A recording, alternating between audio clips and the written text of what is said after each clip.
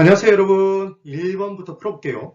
부동산 경기 변동에 관한 설명으로 틀린 것을 골라보랍니다. 1번. 부동산 경기 변동은 주기적 변동에 또는 순환적 변동이라고도 표현하죠. 비주기적 변동. 계절에 한 번씩 바뀌는 건 계절적 변동. 그리고 중장기적 변동이 있었어요. 얘는 추세적 변동이라고도 했었죠. 개발, 재개발이 됨에 따라 약 50년 이상의 시간을 두고 바뀌는 것. 그네요.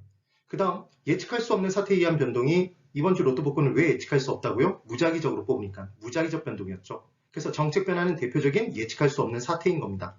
그래서 주기적 변동에 비주기적 변동이 한데 어우러져서 복잡 다양하게 나타나는 경기 변동 맞네요. 2번. 추세적 변동을 장기적 변동이라고도 해요. 그래서 우리는 인디언 추장 이렇게 기억했었죠. 그 다음 3번.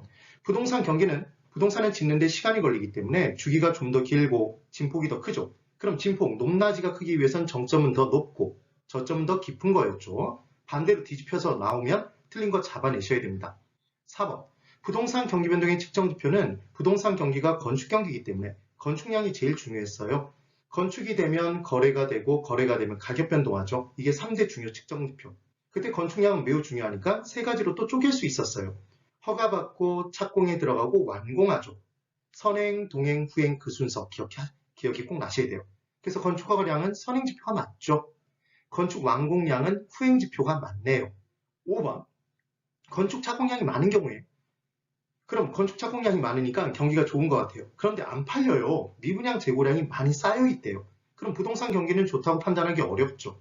좋은 것으로 판단한다 그래서 X죠. 5번이 틀린 답입니다. 2번. 토지이용 규제에 관한 설명으로 틀린 것을 골라보래요. 1번. 용도지역지구제는 토지이용 계획의 내용을 구현하는 법적, 행정적 수단 중 하나이다. 맞죠? 2번. 용도지역지구제를 실시하는 경우에 문제가 되는 건 사전적 독점자다, 사후적 독점자다. 지역지구제에서 문제가 되는 건 지읒지읒. 사전적 독점자가 초과이윤을 누리게 돼서 또 다른 시장 실패 요인이 쌓이는 게 문제였던 거죠. 그때 사후적 독점자는 뭐는 누려요? 초과이윤은 못 누리지만 정상이윤은 누리죠. 그래서 아주 특수한 조건이 매달리지 않는 이상은 정상이윤도 누릴 수 없다 그러면 정상이윤도 누리지 못한다 그러면 걔는 무조건 X였던 게 기억나시면 됩니다. 기억해보세요. 효율적 시장의 유형, 약성, 강성, 중강성 효율적 시장이 있을 때 그 어떠한 효율적 시장의 유형에서도 그 어떠한 정보를 가지고도 뭐는 다 누린다? 정상이윤은 다 누릴 수 있었잖아요. 그래서 우리가 각각 죽여나갔던 것 약성에서는 과거를 죽이고 중강성은 과거, 현재를 죽이고 강성은 다 죽이고 뭘 누릴 수 없다는 거였죠? 초과이윤을 누릴 수 없다는 거였잖아요. 꼭 기억을 해주셔야 돼요. 그래서 2번 용도 지역지구제를 실시하는 경우에 사전적 독점자는 초과이윤을 누려요. 초과이윤을. 사후적 독점자는 정상이윤도 누리지 못한다 그랬으니까 2번이 틀린 답이 되네요. 꼭 주의를 해보셔야 됩니다.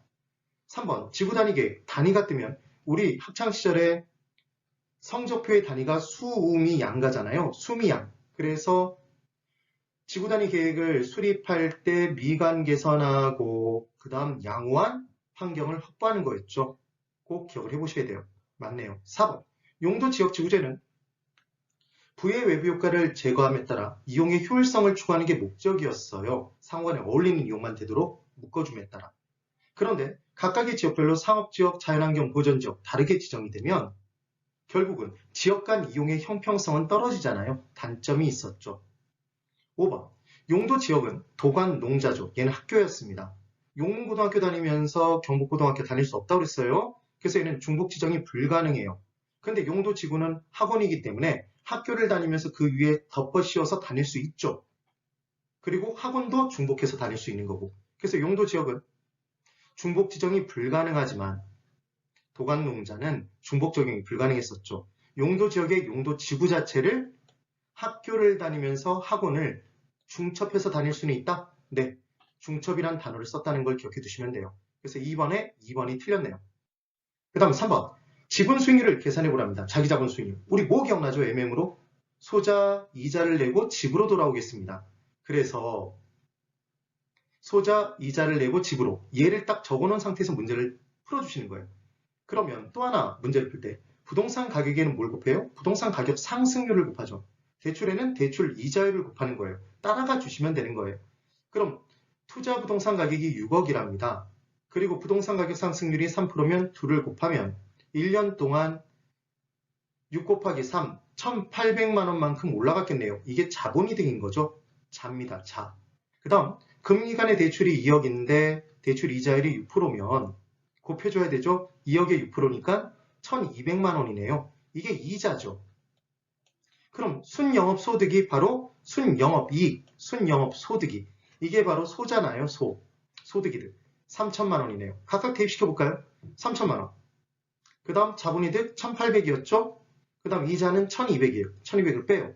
그럼 4800에서 1200을 빼니까 3600이 나오네요. 그럼 지분투자액을 2억을 지분투자액이라고 집어넣으시면 절대로 안 돼요. 전체 6억에서 남의 돈이 2억이면 지분투자액은 4억이잖아요. 이 4억을 구하는 게 이 문제의 포인트입니다. 그럼 4억을 밑으로 집어넣으면 저는 계산기로 두들길 때 36 나누기 4만 해요. 그럼 9가 나오죠, 여러분. 그럼 9는 9%네요. 답은 2번입니다.